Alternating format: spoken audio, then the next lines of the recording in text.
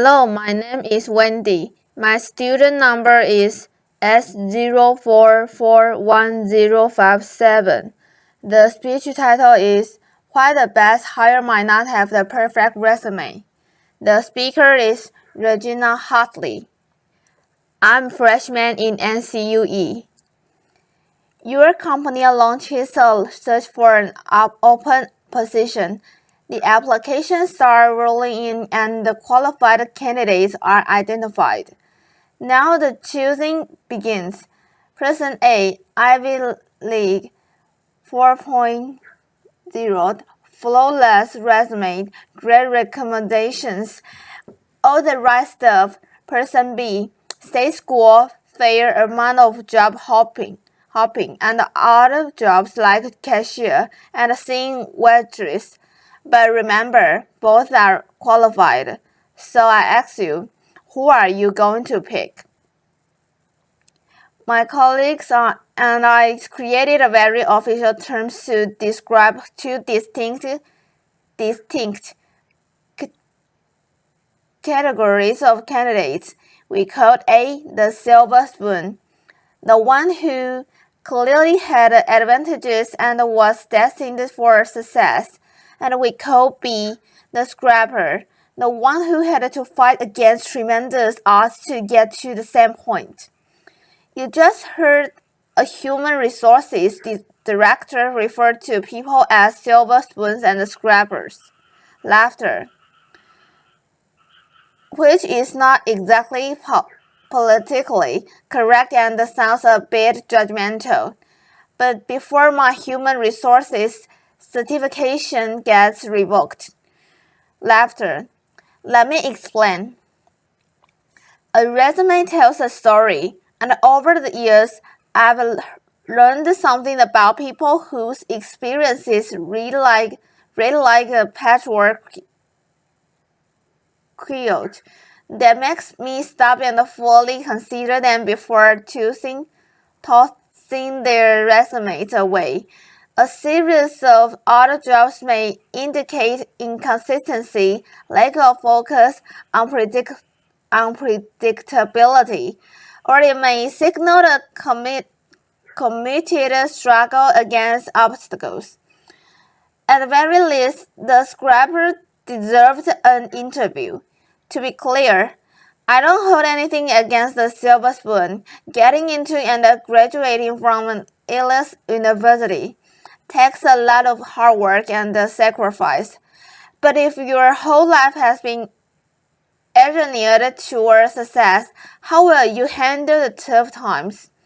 One person I hired felt that because he attended an elite university, there were certain assignments that were beneath him, like temporarily doing manual labor to better understand an operation.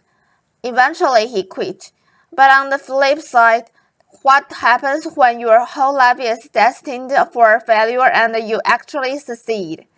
I want to urge you to interview the scrapper.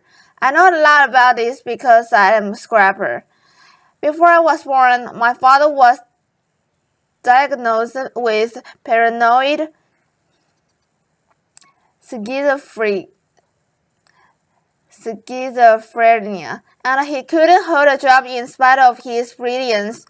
Our lives were one part cuckoo's nest, one part awakenings, and one part a beautiful mind. Laughter. I'm the fourth of 5 children raised by a single mother in a rough neighborhood in Brooklyn, New York. We never owned a home, a car, a washing machine, and for most of my childhood, we didn't even have a telephone. So I was highly motivated to understand the relationship between business success and the scrappers. Because of my life could easily have turned out very differently. As I met successful business people and read profiles of high-powered leaders, I noticed some commonality. Many of them had experienced the early hardships, anywhere from poverty, abandonment, death of parents while young to learning disabilities, alcoholism, and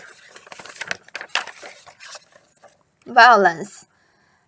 The conventional thinking has been that trauma leads to distress, and there's been a lot of focus on the resulting dysfunction, but during studies of dysfunction, data revealed an unexpected insight that even the worst circumstances can result in growth and transformation. A remarkable and counterintuitive phenomenon has been discovered, which scientists call post-traumatic growth. In one study decided to measure the effects of adversity on children at risk among a subset of 698 children who experienced the most severe and extreme conditions. Fully one-third grew up to lead healthy, successful, and productive lives. In spite of everything and against tremendous odds, they succeeded. One-third took this resume. These parents gave him up for adoption. He never finishes college. He dropped hopes quite a bit. Goes on a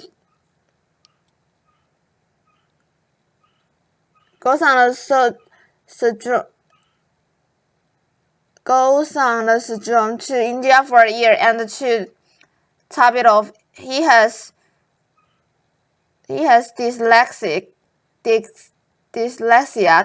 Would you hire this guy? His name is Steve Jobs. In a study of the world's most highly successful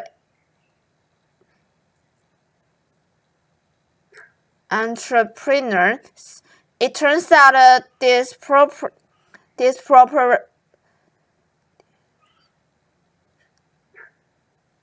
disproportionate number have dyslexia. In the U.S., 35% of the entrepreneurs studied had dyslexia. What's remarkable, among those entrepreneurs who experience post-traumatic growth, they now view their learning disabilities as a desirable difficulty, which provided them an advantage because they became better listeners and paid greater attention to detail. They don't think they are who they are in spite of adversity. They know they are who they are because of adversity. They embrace their trauma and the hardships as key elements of who they've become. And now that without those experiences, they might not have developed the muscle and the grit required to become successful. One of my colleagues had his life completely upended as a result of the Chinese Cultural Revolution in 1966. At age 13, his parents were relocated to the countryside. The schools were closed and he was left alone in Beijing to fend for himself until 16, when he got a job in a clothing factory. But instead of accepting his fate, he made a resolution that he would continue his formal education. 11 years later, when the political landscape changed, he heard about a highly selective university admissions test. He had 3 months to learn the entire curriculum of middle and high school. So every day he come home from the factory, took a nap, studied until 4 a.m., went back to work, and repeated his cycle every day for 3 months. He did it. He succeeded. His commitment to his education was unwavering, and he never lost hope. Today, he holds a master's degree, and his daughters each have degrees from Cornell and Harvard. Scrappers are propelled by the belief that the only person you have full control over is yourself. When things don't turn out well, scrappers ask, what can I do differently to create a better result? Scrappers have a sense of purpose that prevents them from giving up on themselves. Kind of like if you were